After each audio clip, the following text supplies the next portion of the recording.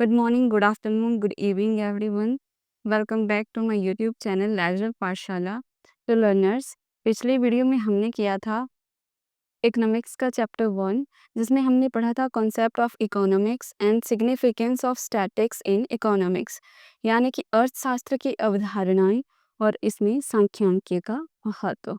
आज के इस वीडियो में हम करने जा रहे हैं इस चैप्टर के क्वेश्चंस की कौन कौन से इंपॉर्टेंट क्वेश्चन बनते हैं और आप उनको पेपर में कैसे अटेम्प्ट करेंगे।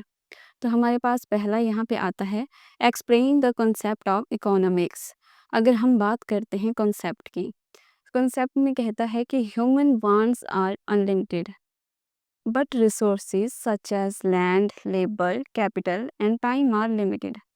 जो मनुष्य है उसकी इच्छाएं अनिश्चित हैं, जबकि जो उनको पूरा करने वाले संसाधन हैं जैसे भूमि है, श्रम, पूंजी और टाइम, ये हमारे पास कम होता है।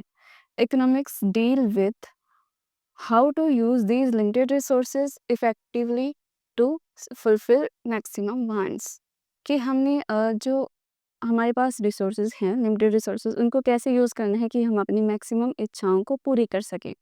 कॉन्सेप्ट के बाद आपने देनी है डेफिनेशन। डेफिनेशन में लिखा है economics is the science that studies how people use scarce resources to satisfy unlimited wants. अर्थशास्त्र एक ऐसा विज्ञान है जो यह बताता है कि लोग सीमित संसाधनों का उपयोग करके अपनी असीमित आवश्यकताओं को कैसे पूरा कर सकते हैं।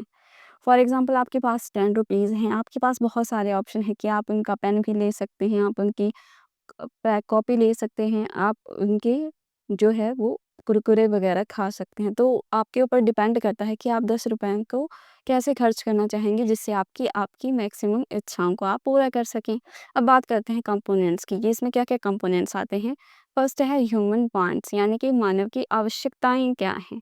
फिर उसके बाद हम करेंगे कि सीमित संसाधन क्या है हमारे पास जो उसको पूरा करेगा। फिर हम चॉइस और डिसीजन मेकिंग करते हैं, फिर हम निर्णय करते हैं कि हम उन 10 रुपयों का क्या लेंगे। फिर आएगा एलोकेशन ऑफ रिसोर्सेज, अगर आपने जैसे बांटना है उन संसाधनों को, जैसे आपने छोटी छोटी चीज़ें लेनी है अगर 10 रुपये से, तो आप उनको बांटेंगे कि इतने रुपए का मैं ये लूँगा, उतने का मैं वो लूँगा। आगे आ गया एलोकेशन ऑफ रिसोर्सेज, तो हो गया। उसके बाद आया अपॉर्चुनिटी कॉस्ट, उसके बाद विकल्प लागत क्या थी। अपॉर्चुनिटी कॉस्ट आए जैसे कि आप अपने पैसे खर्च करते हैं जब आप किसी ऑप्शन को चूज़ करते हैं। फॉर एग्जांपल, आपने ये कि मुझे पेन लेना है, तो पेन लेने के लिए आपने कुरकुरे खरीदना छोड़ दिया, कॉपी लेना छोड़ दिया। तो जो कुरकुरे और कॉपी की जो कॉस्ट थी वो आपकी अपॉर्चुनिटी कॉस्ट कहलाएगी। उसके बाद आता है हमारे पास टाइप्स, कि इकोनॉमिक्स कितने टाइप की होती है। ये है हमारे पास 2 टाइप की, micro economics and macro economics. Micro economics की बात करें, इसको सूक्ष्म अर्थशास्त्र कहा जाता है। Study of individual unit like consumer और फर्म। माइक्रो में क्या होता है कि इसमें सिर्फ एक यूनिट की बात की जाती है, यानी कि सिंगल पर्सन की बात की जाती है। अगर एक कंपनी की बात है तो कंपनी की, एक कंज्यूमर की तो सिर्फ एक की ही बात करेगा, सारे 10 लोगों को वो इसमें शामिल नहीं करेगा। उसके बाद मैक्रो इकोनॉमिक्स की बात करते हैं, तो study of economic as a whole like nation income and inflation. यानी कि मैक्रो इकोनॉमिक्स में जो स्टडी की जाती है वो ग्रुप में की जाती है। जैसे नेशनल इनकम के लिए पूरे देश के लोगों की इनकम को देखेगा, इन्फ्लेशन के लिए सभी लोगों की जो भी इन्फ्लेशन हुआ है उसको वो इसमें ऐड करेगा। उसके बाद हमारे पास एग्जाम्पल आता है, जैसे कि एक फैमिली है, उसके पास 10,000 रुपए हैं। वो डिसाइड करेगा कि उसको स्कूल की फीस देनी है, उसको ग्रोसरीज लानी है या उसको सेविंग करनी है। This decision making process is studies in economics. जो डिसीजन लिया जाता है ये स्टडी हमारी किस में की जाती है, इकोनॉमिक्स में की जाती है। फिर एंड में आप इसका कंक्लूजन देंगे, economics is a practical subject that helps individual, businesses and government make informed and rational choice to utilize limited resources effectively।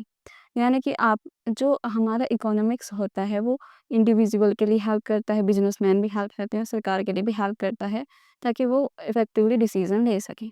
उसके बाद हमारे पास अगला टॉपिक जो आता है हमारे पास वो है explain how economic activities is an ordinary business of life.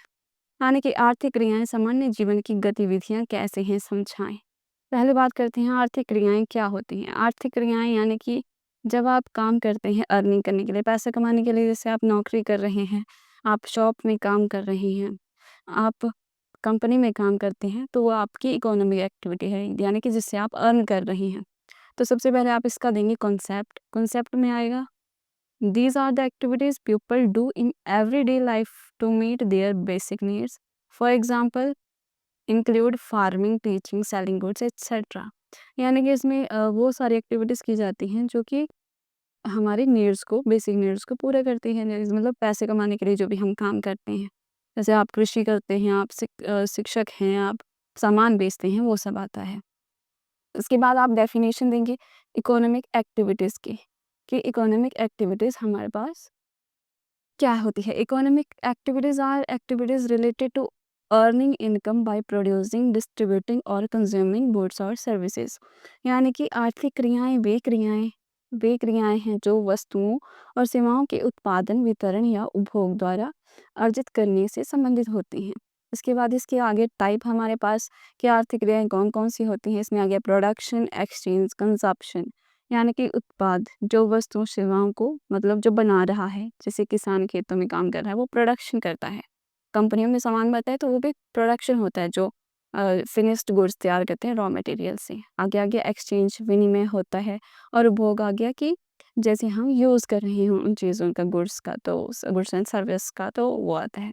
Component की बात करें, इसमें आता है इन्वॉल्विंग अर्निंग और स्पेंडिंग मनी।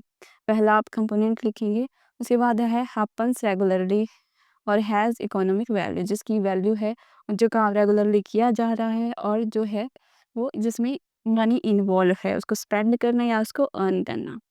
फिर उसके बाद हमारे पास एग्जांपल लेके चलते हैं। एक ए vegetable seller earns by selling vegetables daily. This is his economic activities and part of his routine life.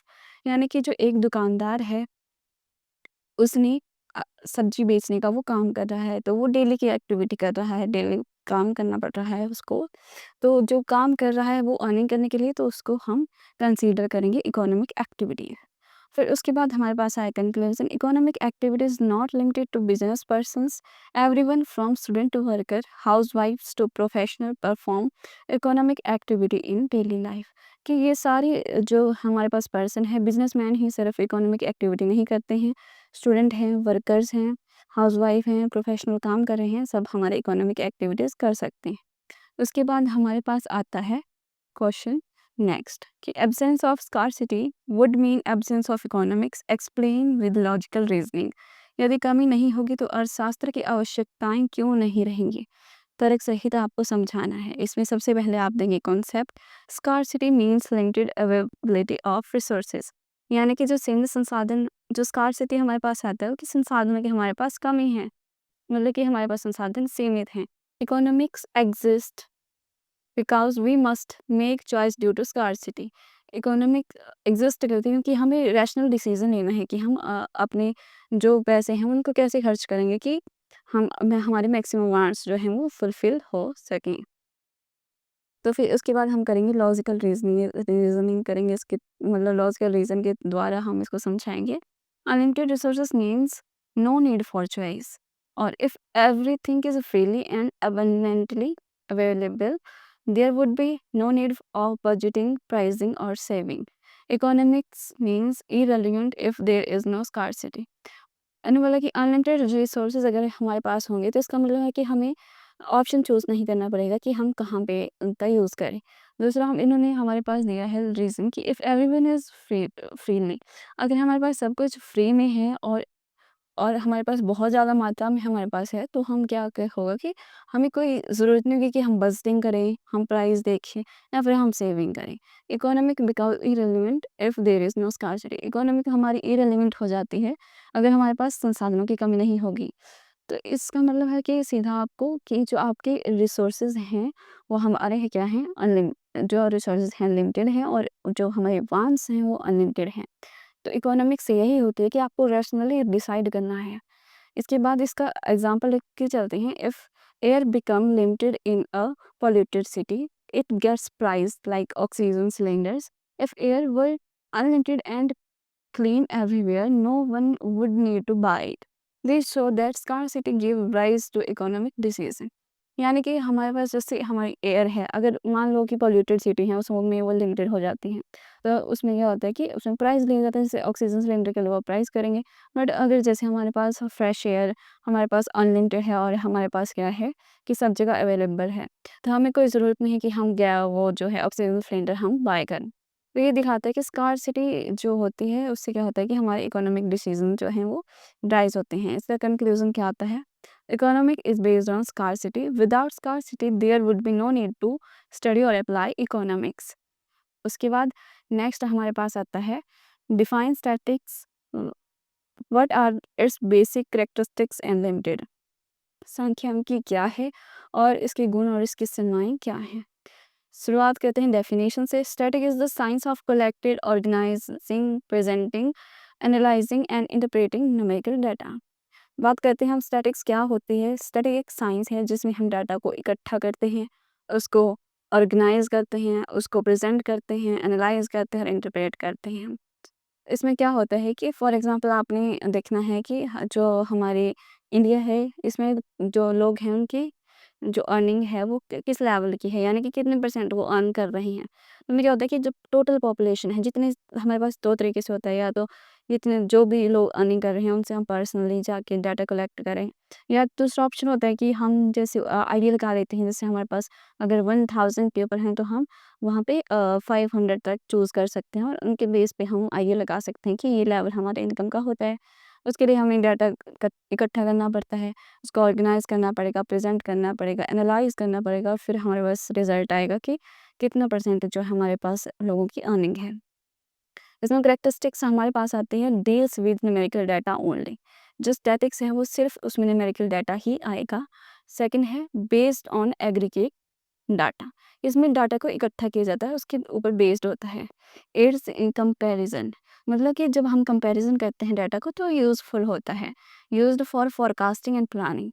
अगर हम जो है स्टैटिक्स के यूज़ करते हैं तो हमें पूर्वानुमान लगाने में हेल्प मिलता है। पूर्वानुमान मीन्स कि हम फ्यूचर में कितना हमारी सेल होगी उसके अकॉर्डिंग हम डिसीजन ले पाएंगे। और इसके बाद आता है हमारे पास लिमिटेशन। लिमिटेशन की बात करें तो not suitable for qualitative data, यानी कि जब हम क्वालिटी की बात करते हैं तो वहाँ पे ये सुटेबल नहीं है स्टैटिक्स। उसके बाद कैन बी मिस यूज, इसका गलत यूज़ भी किया जा सकता है, गलत डाटा भी हम वहाँ पे प्रेजेंट कर सकते हैं। रिक्वायर्स एक्सपर्ट नॉलेज, एक्सपर्ट चाहिए होते हैं। Cannot establish cause effect relationship directly वो कॉज इफेक्ट रिलेशनशिप को नहीं बताता है। इसका एग्जांपल है a teacher use students marks to calculate the class average.